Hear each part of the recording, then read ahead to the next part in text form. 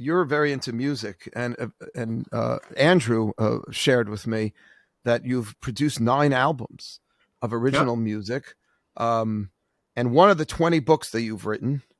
And by the way, anyone who's listening to this, you must get any one or many of Rabbi Trugman's books. They're incredible. You wrote a book called The Mystical Power of Music. And we all know that music has this kind of universal way of binding people together.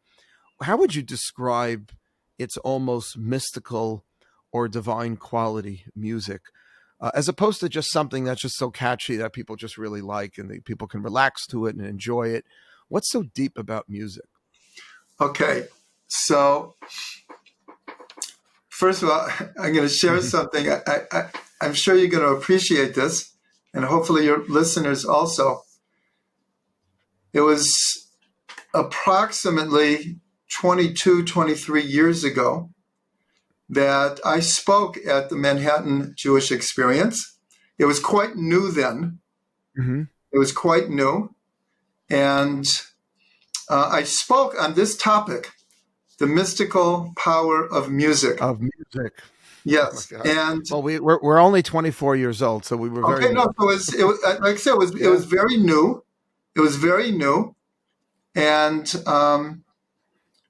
I spoke there, and I did the subject you just asked about. Afterwards, so Menachem Butler, I want to mention him. Menachem just got married. I know that. So he came up to me very intensely and said, "You have to write this up as a book. Wow. You have to." And on the spot, I said, "Okay." And I did. So that's incredible. Wow. In my introduction, I said that he is the unsung hero of the book. Of that book. Yeah. I should have phrased the question differently. I should have said, Rabbi, when you spoke at MJE in the very beginning years, and you talked about yes. Right. Yeah, that was the kernel. So I'm going to try to give it over in like 5 minutes. Mm-hmm. An incredible idea. And that is, every morning we say, Baruch Shamar v'haya olam. Blessed is the one who spoke and the world came into being. So this is coming from Pirkei Avot, the Ethics of the Fathers, where they say that God created the world through 10 expressions. What are the 10 expressions? The 10 times that God said, and God said, let there be X, and there was X. The first one is, and God said, let there be light, and there was light. These are called the 10 expressions, but the important thing is the tradition that God spoke the world into being. This teaches us on a very deep level the power of our words. Now, I'm skipping a lot of steps here, but one of the books of the Zohar is called the Tikkunei Zohar. The Tikkunei Zohar takes the word Bereshit and switches around the letters, permutes the letters in different ways. There's 70 chapters, all about the word Bereshit.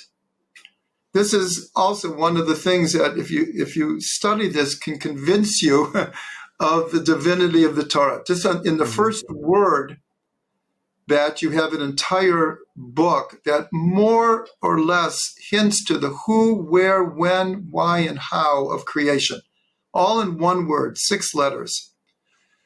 So one of the permutations in the book is Shir Ta'ev. The letters of Bereshit spell a passionate song.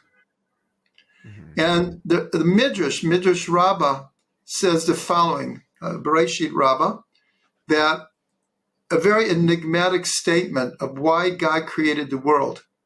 I'll say it in Hebrew and then English. V'hita ve'akadosh baruch hu liyot lo dira b'tachtonim. That God had a passion to have a dwelling place in the lower worlds. So the first word, Bereshit, is hiding this permutation of a passionate song. Creation is a passionate song. But another permutation of Bereshit is Shirat Av, the song of the Father. One of the ways we refer to God is Avinu Shebashamayim, our Father in heaven. Avinu Malkeinu, our Father, our King. The word Av, Father, is Aleph, Bet. The Aleph, Bet, the alphabet. So you could read it Shirat Aleph, Bet. Through the song of the Aleph, Bet, through that, God created the world. So now, instead of just saying that God spoke the world into being, we have this idea that God sang the world into being. Now let's jump one more step. Again, I'm missing a whole lot here, but I'm trying to get to the kernel of it. If you look at what music is, music are vibrations. Whether you pluck a string, you hit a key on a piano, you blow through a flute, scientifically, what you are creating are vibrations and frequencies. That is what music is. Those frequencies and those vibrations create sound waves. The sound waves go into our eardrum, and then the brain translates what it is hearing. So music is movement, vibrations, frequencies. Now, if we look at physics, so one of the great discoveries of Einstein was that all matter is energy. All matter is energy. So you look at what appears to be an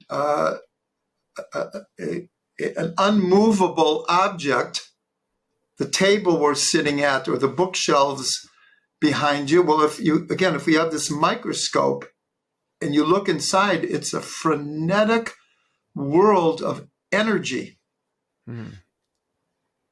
Now, they have found that light are waves and particles. Music are waves. And then they found it's not just light. All matter within the atom. And when you're saying, I'm sorry, music are waves, meaning because music, you explained before, are vibrations. Yeah, which create sound waves. Right. Which and create those sound waves are just another form of energy, basically. Yes, and they're energy. But if you look in any atom, it's inside the atom is a frenetic world of movement, vibrations, and frequencies. Then you go to string theory, which is now positing that the smallest particles within the particles are vibrating strings. So I'll bring a quote from Brian Greene, one of the top physicists today, and he's not alone with the quote I'm going to say from him. Many of the top physicists say the same thing, because the idea of string theory, which they can't prove yet, but there's no instrument that could actually see these strings, but it's the same thing what's happening with an atom without string theory, is that the movement, the vibrations, the frequencies of the particles within an atom are creating the reality of the forces of that atom. Mm-hmm.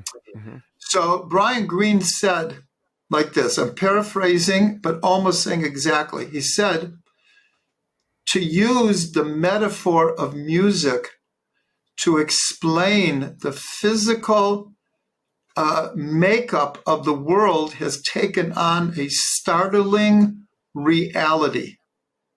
And many of the top physicists go along with this.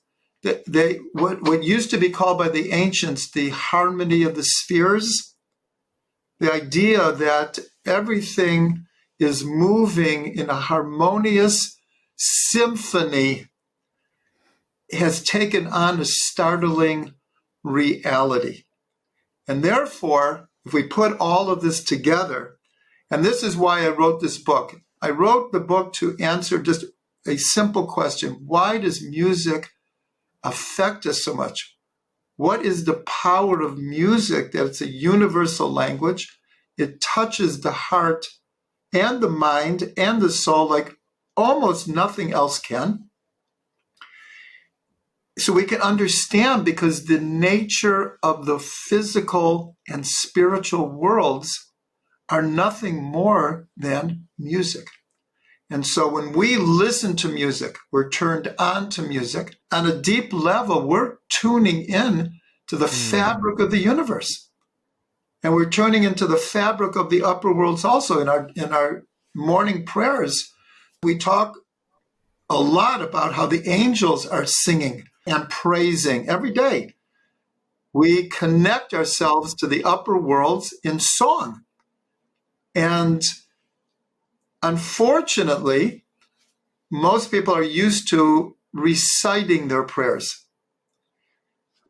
Let's say Psuke de Zimra, the verses of song.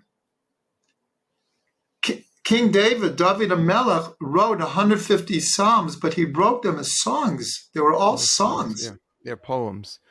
And I was just one more thing. Yeah, please. The last mitzvah in the Torah. Here we saw that in the first word of the Torah is the word song. Also, if you take the word Israel, Yisrael, and you permute the letters, it's Shir Kel, the song of God. We are the song of God. We're the messengers of God for his oneness in the world. But the last mitzvah in the Torah is the mitzvah to write a Sefer Torah. But the sages explain how do we get that? Because God taught Moshe the song Ha'azinu. It's the, I think, third last parsha in the Torah, one of the last parshas. And it says, write down the song and teach it to the people. So it sounds like write down the song Ha'azinu and teach it to the people. But the sages say, we learn from this that the whole Torah is called song, and the mitzvah here is to write the whole Torah. But the important thing is the Torah itself is called song. Song, wow. Yeah. So now if we put together the one last thing, in the Zohar it says God looked into the Torah and created the world. So if the Torah is called song, the first word in the Torah is song, the last mitzvah is song, the whole thing is called song. God looks into the Torah, he creates the world, which is song. And we can understand it on a mystical level, but also on a modern physics level. The fabric of the universe is truly music. And so when we connect with music, we are connecting with God's song. Yeah, the song of God. That is so magnificent. I encourage everybody to actually get the book. But thank you for that. I wouldn't say a summation, but that really incredible pearl of wisdom. I would also direct you, Rabbi, to one of my friends and teachers, Rabbi David Aaron, who likes to talk about when he was younger. A lot of people have said this to me too, that when they're at a musical concert and, all the lights go out and they used to take a match, but now they use their phones. Right. And everyone has this and they're all doing this, what's going on there? It feels like a big, almost like shul experience, where everybody's coming together. It is no coincidence. Just hearing the Dvar Torah you just shared about how song really reflects the physical makeup of the universe, particles within the atom and the vibrations and the frequencies and the sounds. Why it's probably no coincidence that people can come together and feel some kind of unity. My son is my son is a musician and does a lot of these musical meditations in Israel. My son Yosef, my oldest, and I asked him what he loves so much about what he does, and he just says that I feel a sense of unity with other people when I get together, when we do these kinds of kumsitzes or whatever it is with music. So I imagine that's not coincidental or incidental, that's happening because the method through which, as you're describing, the method through which of creating those sounds is the very fabric of the universe, and Yes. reflecting God's own oneness and unity. Absolutely. So wow, that's unbelievable. All right, that's a book I got to get.